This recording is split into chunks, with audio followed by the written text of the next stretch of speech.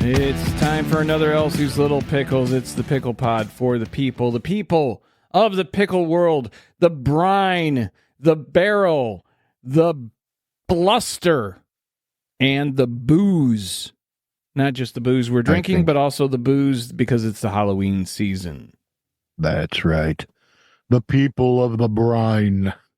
Gather round and hear your tale. Fucking ridiculous. So it's counting down, man. I like that. It's a countdown. Hear your tale. Let me tell you your tale.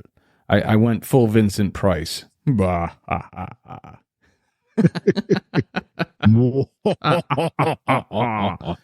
So it's the season for the reason. It's Halloween, and we're getting closer and closer. We are looking at like 2 weeks away from Halloween, so we want to get as many Halloween things in as we possibly can. I actually felt a tinge of sadness at the grocery store today because walking through the Halloween stuff, this little kid behind me says to his dad, it's 20 days from today is Halloween. And I immediately was like, only 20 days. Yeah, only 20. That's not enough time to prepare. No. So yeah, I need to start that early. I don't know why, but maybe it's mainly being around you so much, but I definitely feel like we got to jam as much cool Halloween talk into this month as possible. And the main reason is because typically it's very politically driven on this podcast, and typically we're talking about things that are wrong in the world, and there's nothing that is more right than Halloween. Out of all the holidays, at least in my opinion, Halloween is the one holiday where you can just kick back and have the fantasy and enjoy the silliness and wait, fantasy? Does that mean I have to set loose the girl that I kidnapped? No, that's part of your right. That's part of your fantasy. You have at that. But the idea of creating the costume, or buying the costume, or putting together your costume, the idea of how many different parties you may or may not go to, or if you're going to wear your costume aside from Halloween. Like I see some people wearing costumes already in stores that are working there. Nothing major, but maybe your checkout lady has cat ears and some cat makeup on or something. Just showing that they're part of the season and part of the holiday. How do I explain this? There are times where, like, I love dressing up. I love Halloween, but I also love taking the piss out of someone. If I detect a little bit of, oh, look at me. Look how awesome my costume is. I do that with a couple of friends. Yeah, but you mainly do that with kids when they're saying trick or treat, and I think that's shitty. I don't think you should be like, oh, you're Superman. Oh, try to lift me, Superman. You know what I mean? I remember the one Halloween you were like, everyone's afraid of Dracula. I just hit him with my car. What's the big deal? He's only about 4 feet tall. Well, the only time I saw you object to it was when the kid told me he was Superman. And I was like, I got your kryptonite, and I farted on his face. He cried. He cried. Here's your kryptonite. So yeah, I do. A friend of mine dressed up. He was all like, "Oh, check out! I spent so much time and blah blah blah blah." That's cool. What are you going to dress up for Halloween as? What was his costume? Oh, I don't even remember. That bad, huh? It was that forgettable. Yeah. I just like to. I'll tell you my favorite one ever. I was in a very, very odd mood that particular Halloween, and it was one where it might have even been my senior year. It was in that area. I don't know if I was still in high school or just out of it. It was in between junior year and being 20 years old. And somebody was throwing a Halloween party, and it was costumes required. And I showed up holding a golf club, a driver, right? And they're like, you can't come in. You don't have a costume. I said, what are you talking about? And I held up the golf club and I went, I'm a designated driver. And people either loved it. Sly fox. They either loved it or they hated it. It was one of those ones where it was like, there was no in between. There was no in between. People either thought, my God, that is so good. You got away without having to put makeup on or wear the, fucking weird shit and da da da. I'm like, yeah, I just showed up in my regular clothes holding a golf club and I'm like, I'm designated driver. Oh, that's great. Anyways, moving along, what do we got? So I'm going to keep it simple to one piece of news. And I'm not going to just read you the headline. Let me put you into the situation. Okay. So picture yourself, you're in the hurricane zone, Florida, right. The Carolinas. Yeah, you got no electricity. You're trying to survive. And Elon Musk comes along, with his drone dropping off the Starlink, because that's going to be your ticket to outside help. Yeah. Thanks, Elon. Thank you. Or, you got no, you're running low on food, but you got some porn. And honestly, I can make it. If it's food or porn, I can make it with the porn. So he's giving out, how many, what was it? Like 500 Starlinks? I have no idea on this one. Okay. Because it's right around 500. After he jumped up in the air at the Trump rally in Butler and I saw his belly, I was like, I can't read any Elon news or posts for at least a month. I saw the white underbelly.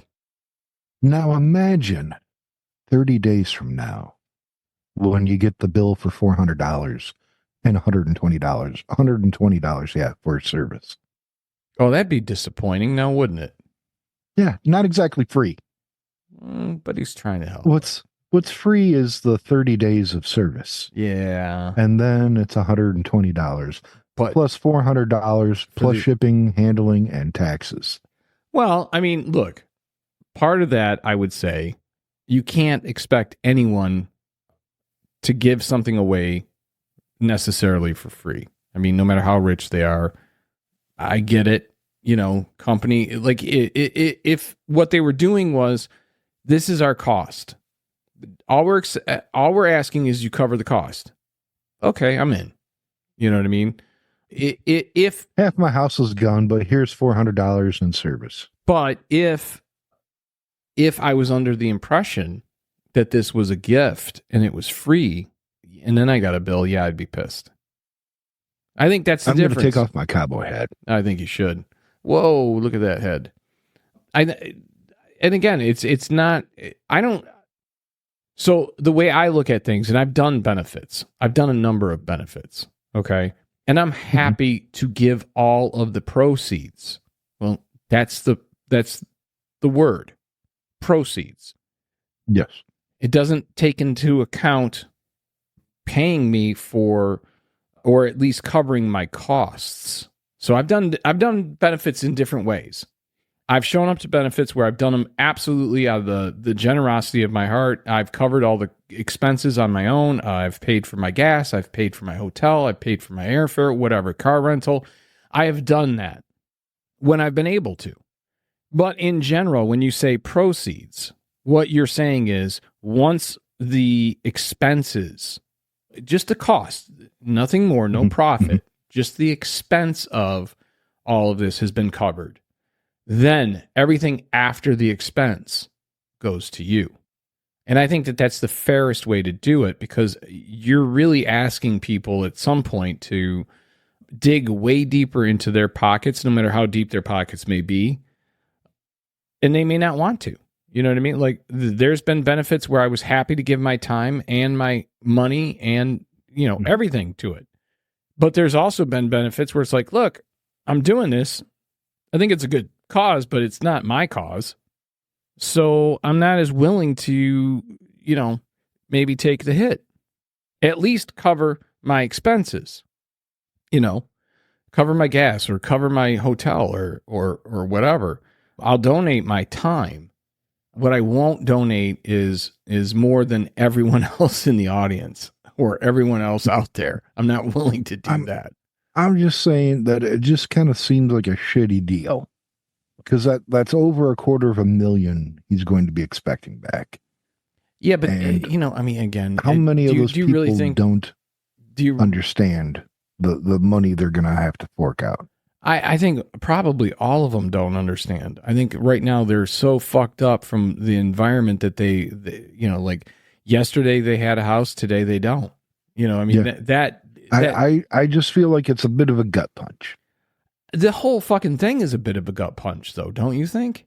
Obviously. I think the intention. I'm just thinking 30 days from now, their life might be coming closer to something that is normal, normalized, or so what would you better at the so what would you do in this circumstance? Would you just donate it donate the equipment? I think most people think it is a donation rather than here's 30 days of free access. I think that in full disclosure that those packages should say, if you do this is going to be the case, and this is the charges you will incur. I definitely agree with you on that. And then allowing people to go, I'm able to incur those charges, and this is important enough for me to want to incur those charges. I definitely agree with you on that. What I don't agree with is the assumption that just because this stuff comes, that it's absolutely free. I don't think, I if it's a case of water, that's one thing. But when you're talking about electronic equipment to get you online, granted, that is a necessity that has to happen down there. But I think the vast majority of the people that are probably going to end up getting those things and using those things are either going to be FEMA related in order to get people internet access so they can start making their claims. So when it's going through the government, then the government should not expect that this is a donation. I do think that Elon and his company, Starlink, should be very clear about what the charges are. It should be laid out, with instructions either on or in the box before you take it. And you need to agree to that before you take it. On top of that, these things need electricity to work. So for the people who still don't have electricity, you will still not have Starlink. And maybe I'm wrong about this, but I think that there's a small, like almost backpack type one that is essentially the size of a laptop. And if I'm not mistaken, and I could be absolutely wrong on this, but I believe you can solar power it. And it may even come with that, with the solar power, like the little solar panel that you can. And I'm not sure, you know what I mean? But I would be remiss to believe that Starlink, forget Elon, just Starlink in general, the people that, because everyone goes, well, Elon's sending. Well, no, Elon's not. Elon just said, hey, guys over at Starlink, I want this to happen. And it's the people at Starlink that have to actually, put the whole project together and make it happen and carry it out. So there's other people involved in this whole thing. And they, again, they deserve a paycheck. They're doing the work. I don't, under even the most dire circumstances, I'm not somebody that believes that much more than food and water should be looked upon as a donation. Food, water, and then kind of everything else falls under FEMA in as far as like the responsibility as far as shelter, whether it's local, state, or national government, they should be the ones that are providing these things. And it's great when big tech comes in and helps out as they can, but I don't think that should be assumed as a donation. I think a lot of people look at Elon and they go, he's got, billions of dollars, so he should just give everyone everything. Well, if that were me, I don't know that I would be as generous as I felt I could be, but that's just this circumstance. And don't I have to have the ability to be generous in future circumstances? So like if Elon and Starlink during Helena blew their entire nut on giving out Starlink to Helena victims, wouldn't the people in Milton be upset that they didn't get the same? Okay, well, now I've got to dig deeper. And what happens if there's another hurricane and another hurricane? Like, how many times am I going to be looked at as, well, this is just expected of you? So I do think that there's a limit. I think that there's a boundary, and I don't think that it should just, no matter what the victim has gone through, I don't think that necessarily it should be assumed by the victim that everything's going to be free for a period of time. I can understand that. I still just feel like it's a little bit of a gut punch. Oh, I agree. I agree, especially right in the circumstance. On the edge of taking advantage of some people.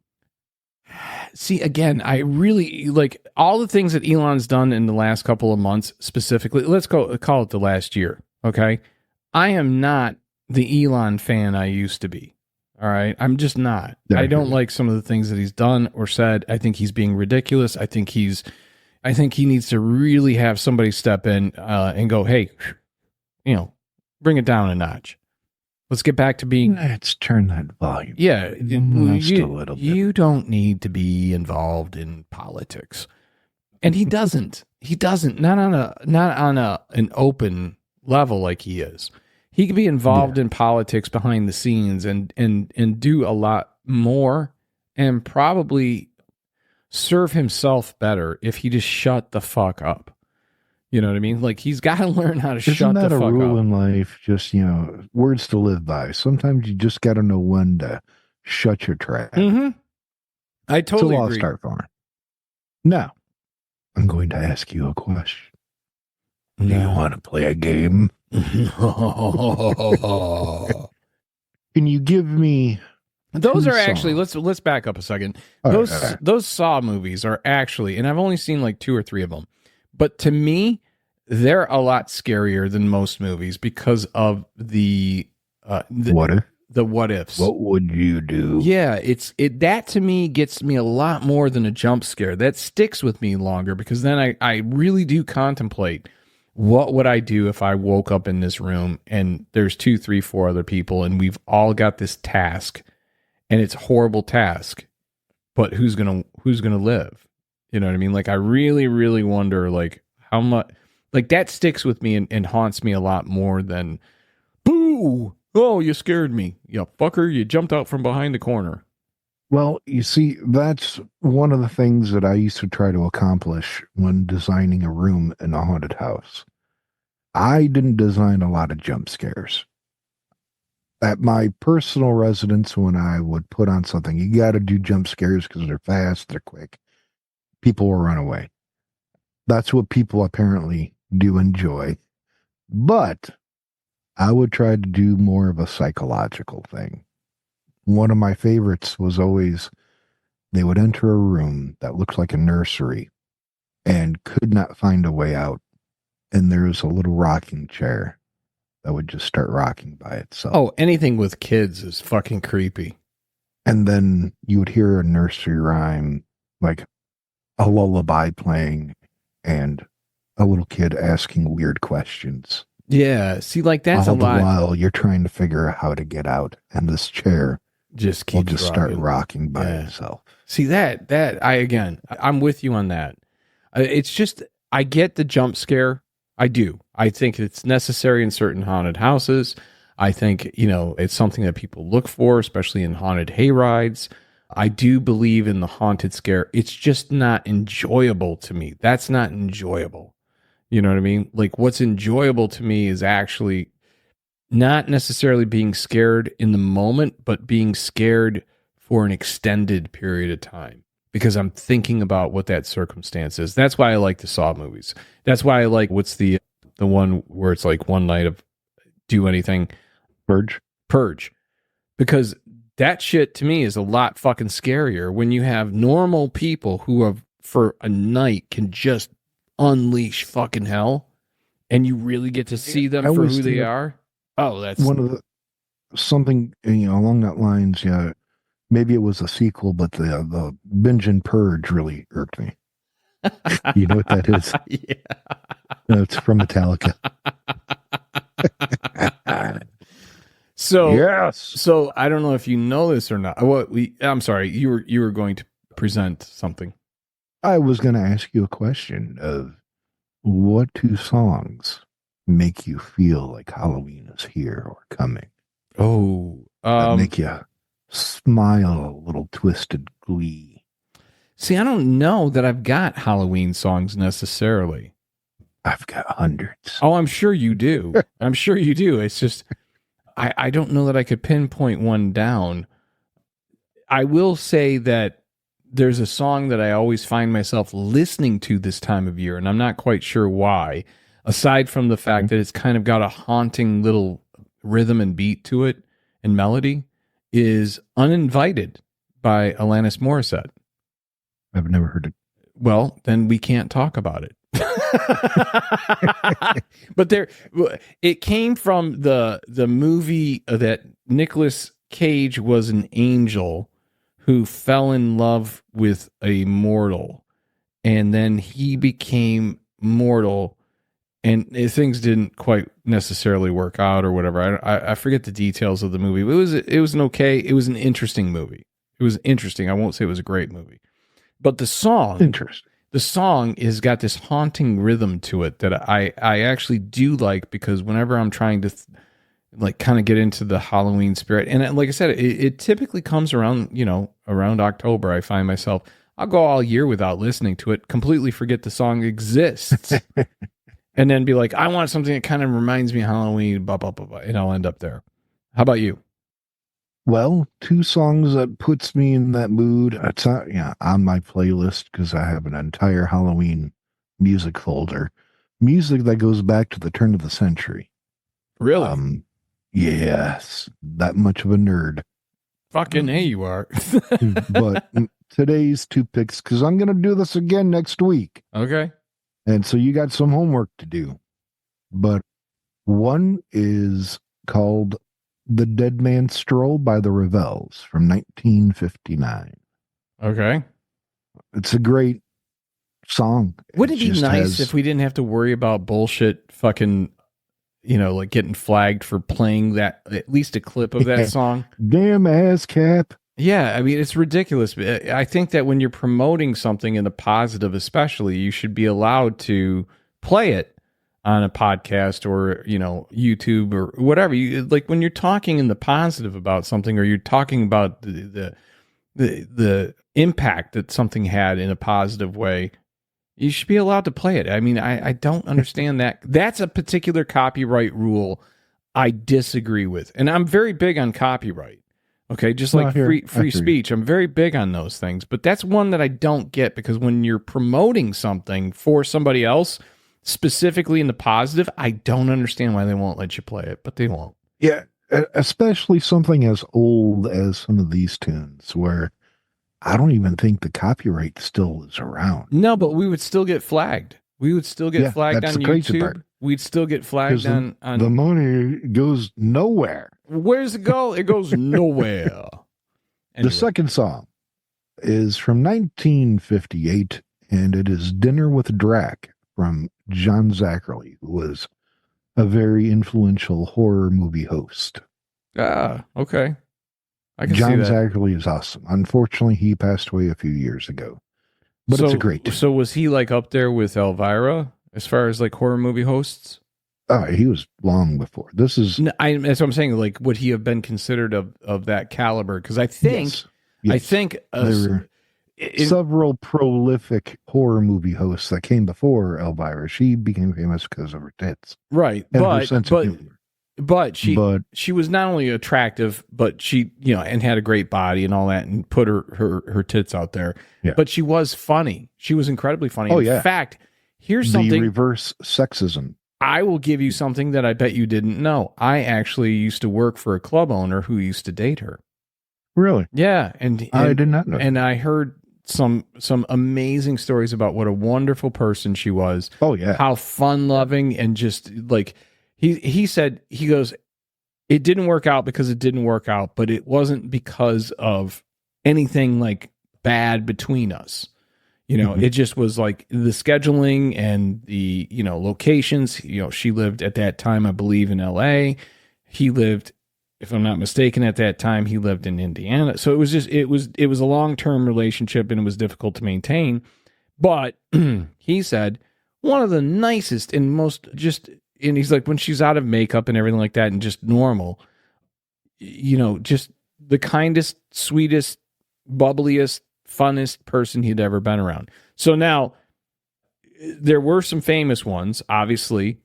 I don't remember. I may be misspeaking on this, but didn't Vincent Price for a period of time, like during the Halloween season, didn't he used to do like a weekend type horror thing? Not that I know of. Okay. No. Well, we had the Ghoul. Yes, the Ghoul from Detroit. Yeah, we had the Ghoul in Detroit. From the Detroit area, there were several, actually. 3 off the top of my head. Well, we had the Ghoul. Yes. We had Bill Kennedy, which I wouldn't consider. I'm not familiar with Bill Kennedy. Get the fuck out of here. How do you not know Bill Kennedy? And how did you grow up in our house?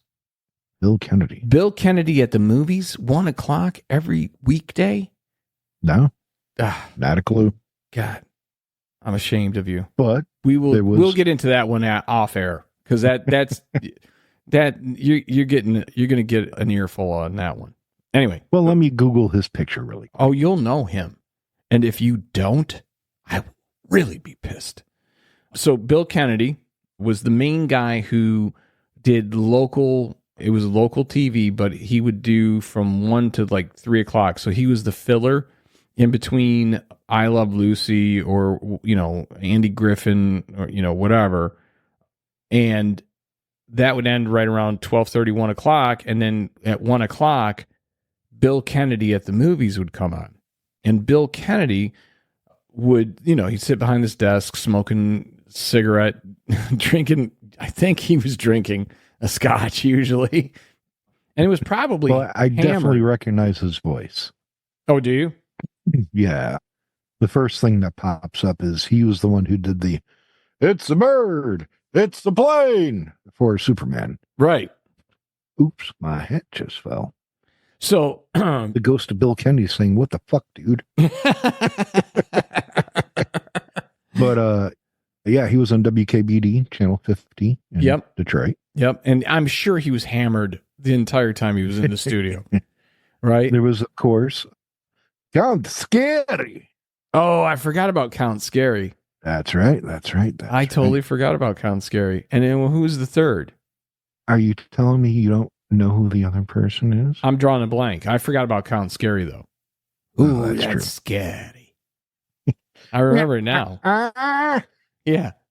Sir Graves Ghastly. Oh, my God. How did I forget Sir Graves Ghastly? Oh, my God. That's a blast. I loved his fucking laugh. Absolutely. Oh my God. I thought about using Sir Ghastly Graves as a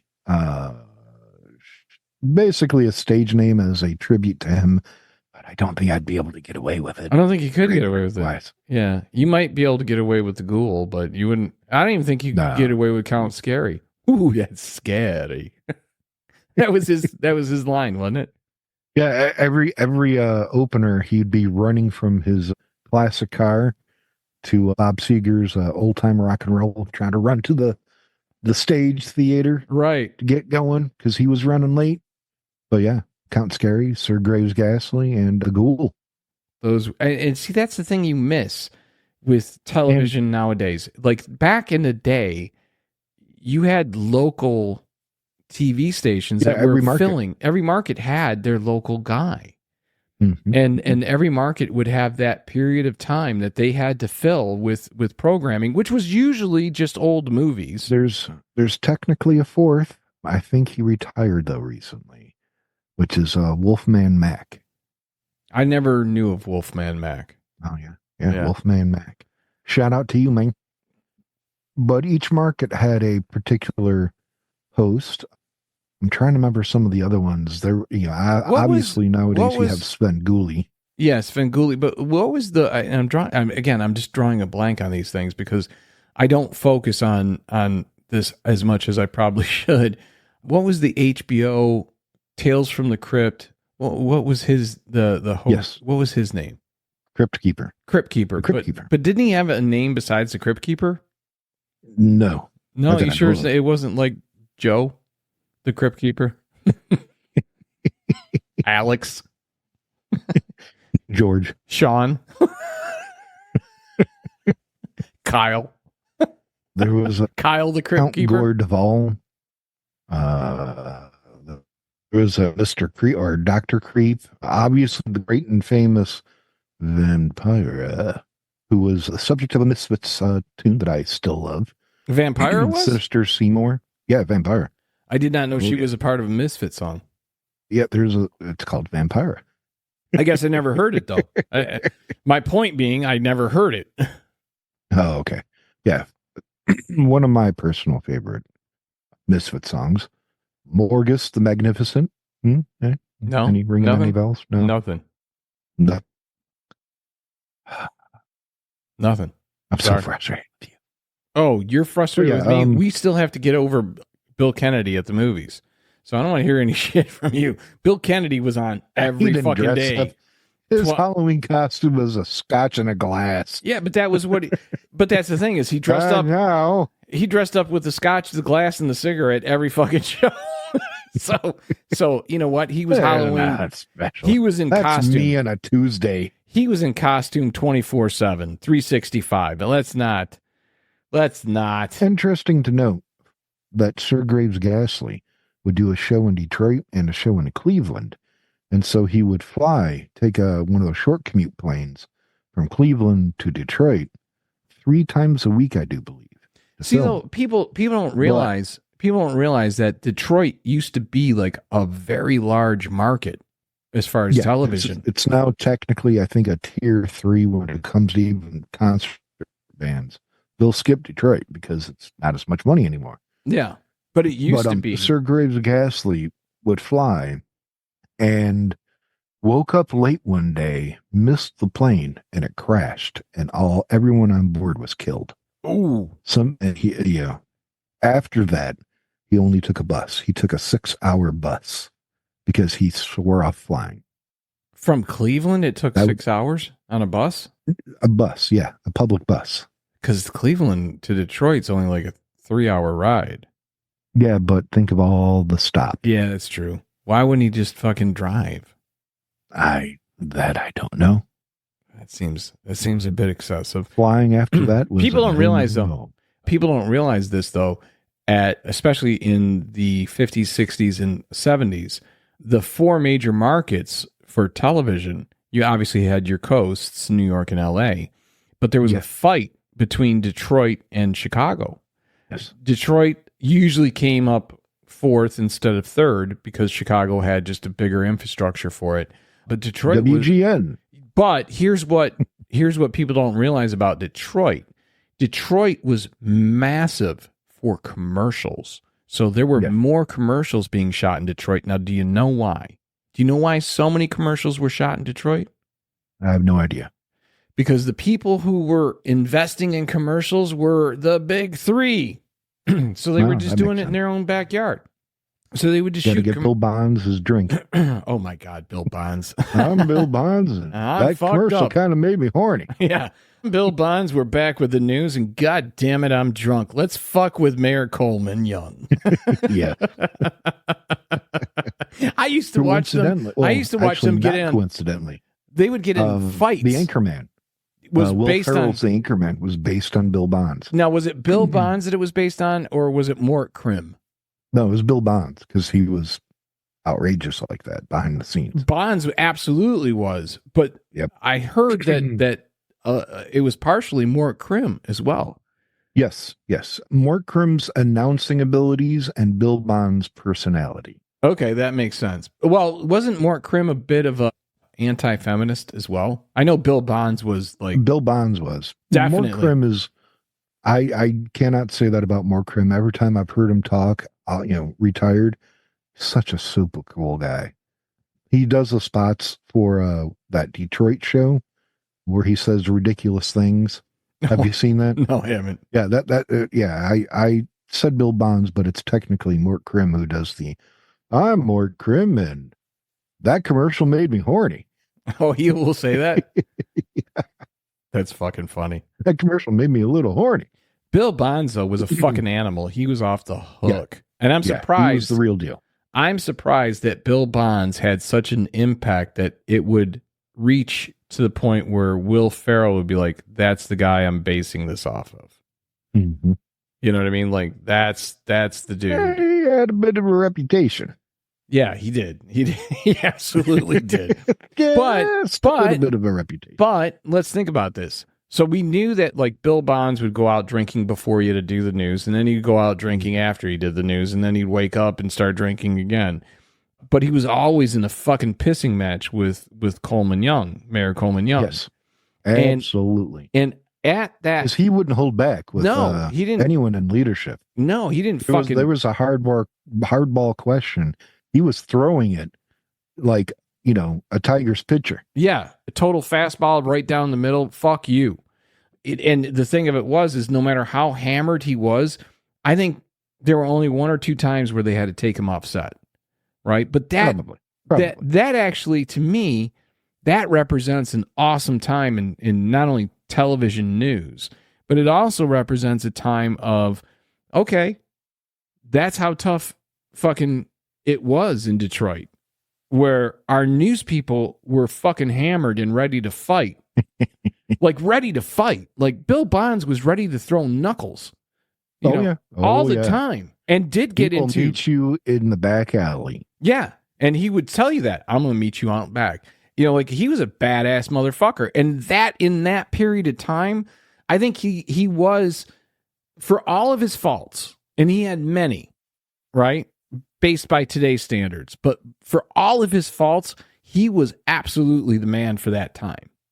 You know what I mean? Like he was the man for that time. Like people don't realize, like Bill Bonds would get into fucking bar fights. When you got a newscaster, when your fucking anchor goes out and gets into bar fights, it goes back to like Pampa Lanes when the Lions would go and party at Pampa Lanes and you'd have, what's his face, Papadopoulos.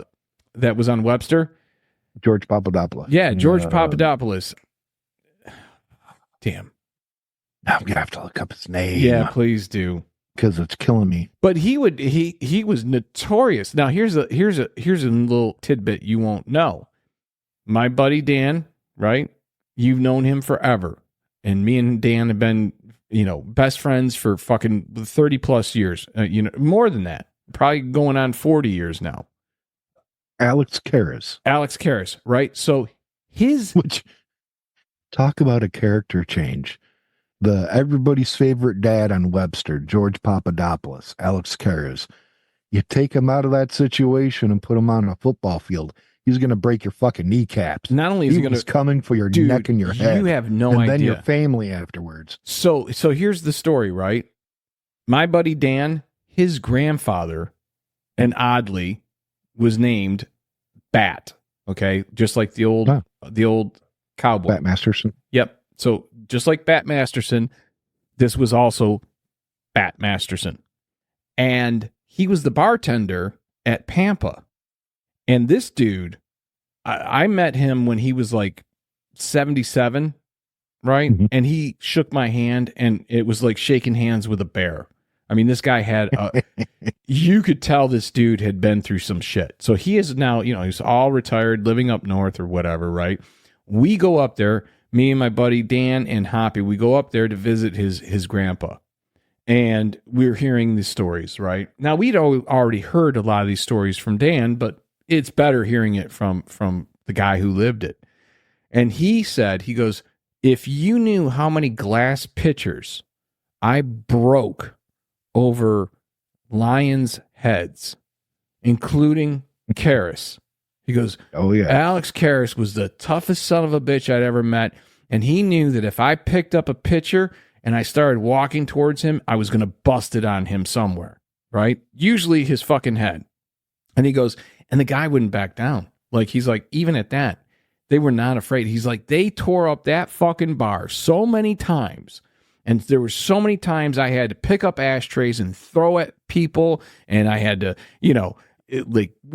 just those old 70s glass real pitchers, not the fucking plastic bullshit that they serve today, the real heavy duty, like they were 7 pounds of glass, right? He would just start fucking whipping those things at people.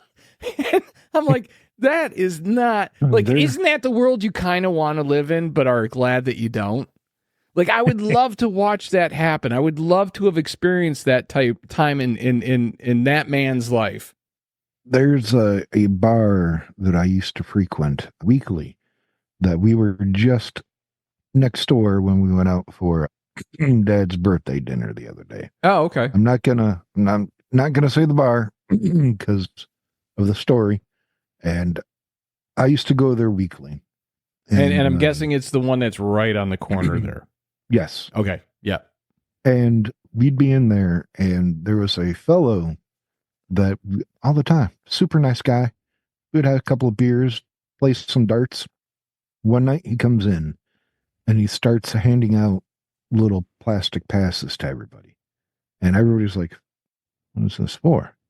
And so we're all sitting there reading this, and it's a pass to go to his NFL Hall of Fame induction. Oh, get the fuck out, really? He was renting a bus so that we all could get on and go to the NFL Hall of Fame because he was being inducted. No shit. I won't say his name. No. Because I don't want people to start going to that bar. But he was in there 2-3 times a week. All the time. Cool. That's Had no clue. Drinking with this guy, playing darts with him. No idea. NFL Hall of Famer. No shit. All right. Yeah. Back to Halloween. Back to Halloween. All right. So I'm gonna hold you. For you. Well, hold on. Okay. I'm gonna hold your feet to the fire because last podcast. Hold my feet to the fire. Last podcast, I asked you because you have done more actual ghost hunting than anyone I've ever met. Yes. You are probably just shy of having, as far as like the guys that have the TV shows, have you beat.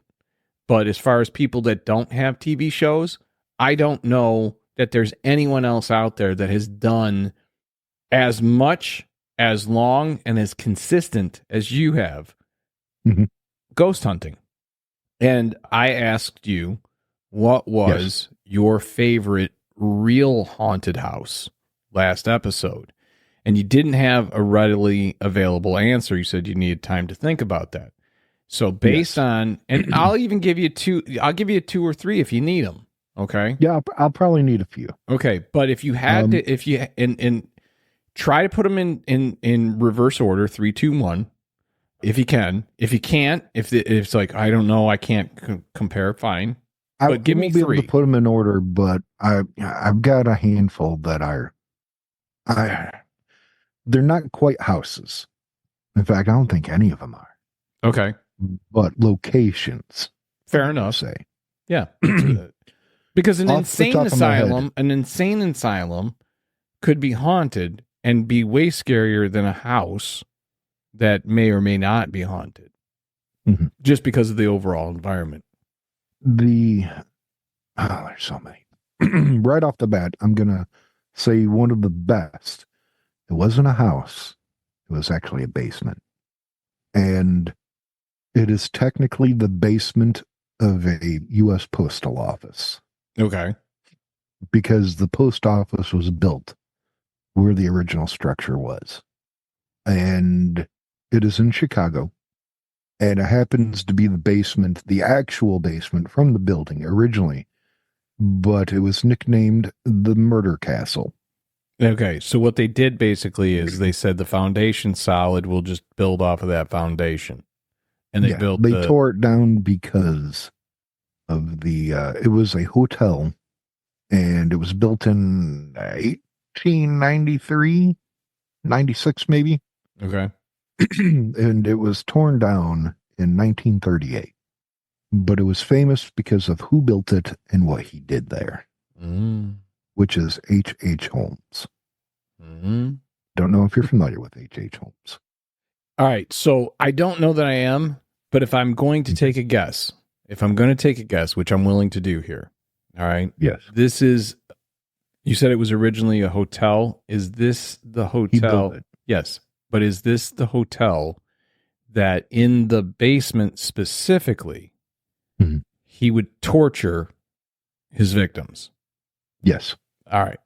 So I think I know the story here, but please elaborate.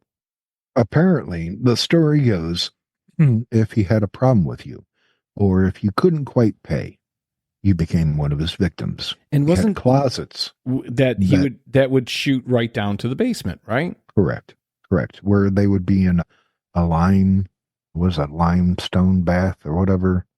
That doesn't sound right. No, it was maybe a lime. Yeah, lime, which would help break down flesh. But there were other things down there. But walking into this basement, Well, we stop got for a second. stories. Yes. Is again, I just want to make sure I'm thinking of the right person. Mhm. Didn't he have it set up to where like in those in every room potentially there was like a booby trap that could drop you down into the basement? Correct. Okay. I do it know the guy. wasn't every room But most. because that's just not feasible, but there was at least one on every floor. So that might be the Yeah. room that he gave you as an upgrade after you were an asshole. Yes, I could definitely see that. And the idea behind, what was the movie Johnny Depp was in? Oh gosh, Sweeney Todd? yes, Sweeney Todd. That idea is based off of H.H. Holmes. Okay. The chair dumps back, drops him down a chute. That idea came from H.H. Holmes, who was also, they to this day wonder if he was not actually Jack the Ripper. Ah, yes, I've heard that too.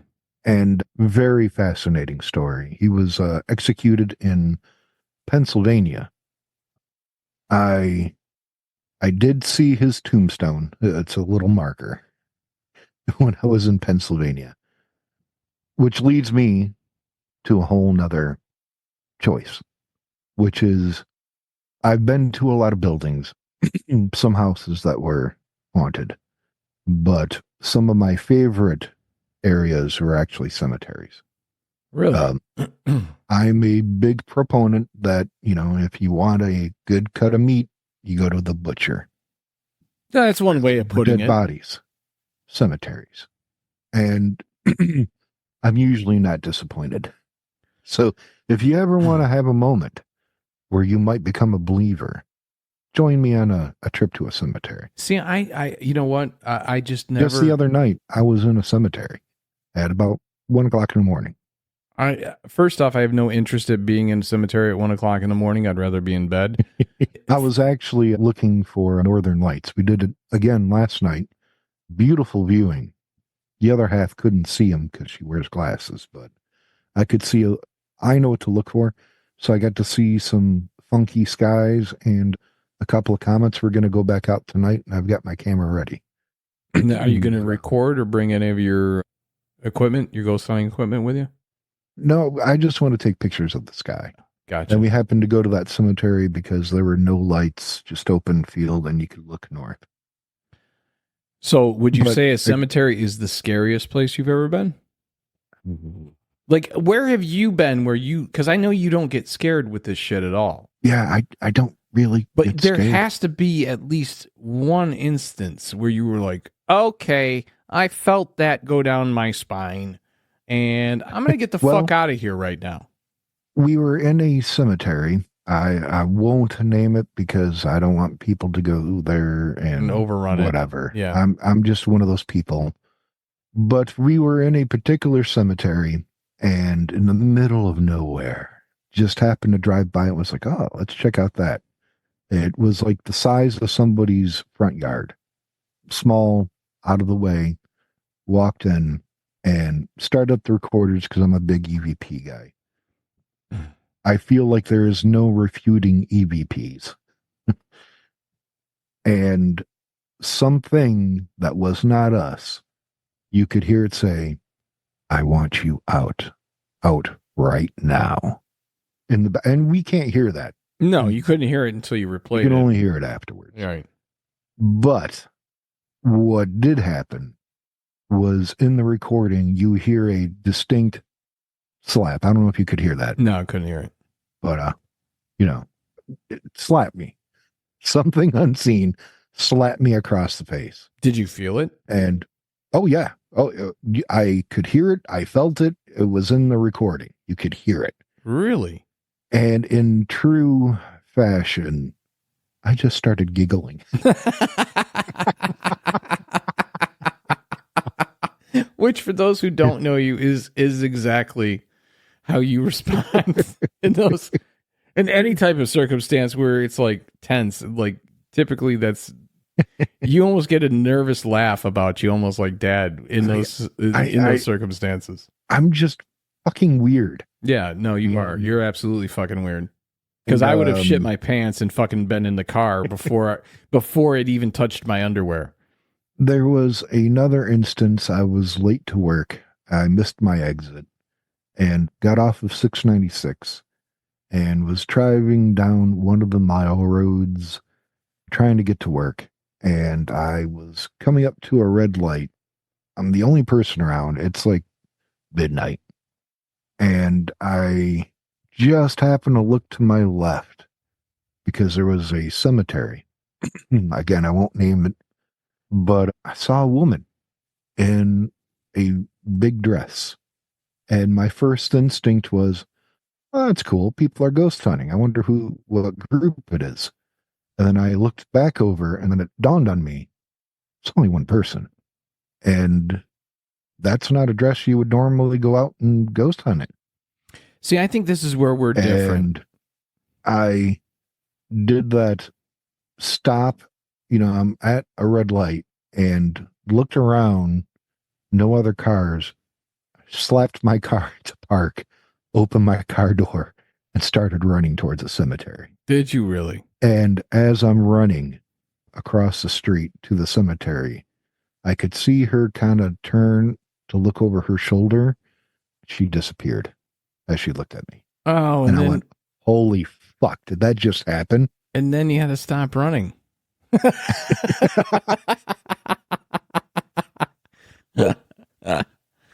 Oh my God, you just froze up. You should see the... I got to actually hit pause on this because you are totally frozen. Hold on. And we're back. You were totally frozen like, ah.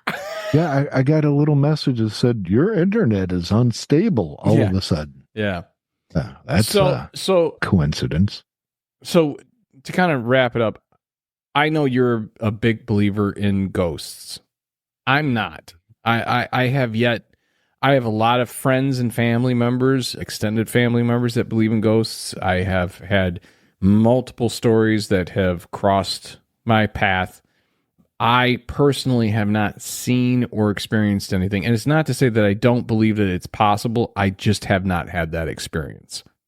To me, it's like UFOs. Well, okay. If we stick around, if we have to stay around for a while and we get knee deep into November, I should make it a point to take you somewhere. All right. I'm willing to go. I'm willing to go.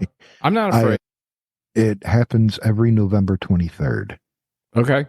I won't say where because I don't want to flood the place. Add attention. Yeah. I don't know if we'll be able to stay. I've been there 3 times. It's always a crapshoot if the police kick you out or not. But one evening, I will say this. A friend of mine and I got there. The year prior, we had a great experience there. As in shit went down. Okay. And the following year, there was a big police presence because people show up. When I originally got there, the year prior, there was an RV, a Class A there, that had probably 15 people in it, ready for the event. And so it's got a reputation. See, I guess that's my thing is like I look at ghosts much like I look at UFOs. Now, when it comes to UFOs, I am a believer. I know I have seen some shit that I don't really want to talk about and that I cannot explain. And I'm willing to admit that, but whether or not I'm willing to go into the full disclosure of what my experiences were, and again, I don't know if those were real or if they were hallucinations, whether they were dreams, whether they were the imagination of a child. Those are things that have haunted me from my earliest memories.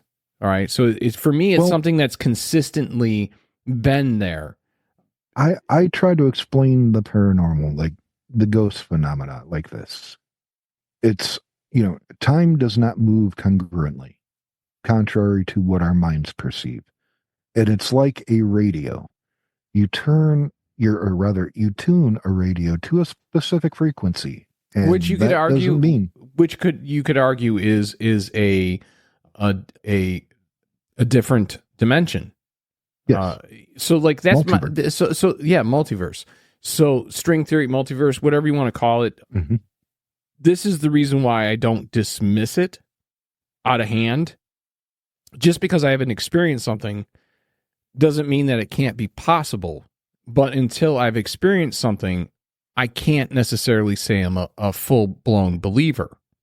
So I don't doubt your experiences. Got to see it to believe it type. Yeah. So I don't doubt your experiences or any of the experiences that I've heard from anyone else. I'm not doubting that you had that experience or you felt that you had that experience, whether you did or you didn't. I mean, that's entirely up for debate. But being somebody that comes at it from not a ghost level or anything other than my experiences with unidentified flying objects, that, like I said, for me, goes back to some of my earliest memories, and not just singular memories, multiple memories. As a child, as a teen, and as an adult, I've had multiple experiences. Does it mean that I saw a UFO? No, it doesn't mean I saw a UFO. It just means that I saw something that I could not identify. Does it mean that it was from, outer space or another dimension? No, it just means that there was something that was flying around that was behaving funky, or that there was something I saw that I could not identify. All right. And that goes even to like biologicals. I believe that I have seen them. Whether I've actually seen them or not, I don't know. I'm relying on the memory of a child. Okay. I'm relying on the memory of a preteen. I'm relying on the memory of a teenager. I'm not relying on the memory of an adult. So I don't know if that's a reality or if that's not a reality. I do tend to believe that it was a reality, just as your experiences. And I don't think we should discount these things. There's plenty of things that we don't understand and we, quite frankly, can't comprehend. Ghosts are definitely one of them. And I want to take this further, but we're hitting our hour point, and so let's continue this conversation, because you got it. I think that I've got a bunch more stories. Yeah, I'd love to experiment more with this. and look, we might even have to throw a bonus episode in.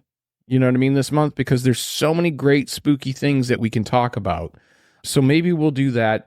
I'll tell you what, let's do this. If we get 10 subscribers on YouTube, if we get 3 emails, Elsie's Little Pickles at gmail.com, saying that you want one, just tell us if you want one extra bonus episode or 2. We'll do it. You know what? If we get a request for a bonus episode, I will reveal one of the locations. I like that idea. And with that, that's another Elsie's Little Motherfucking Pickles.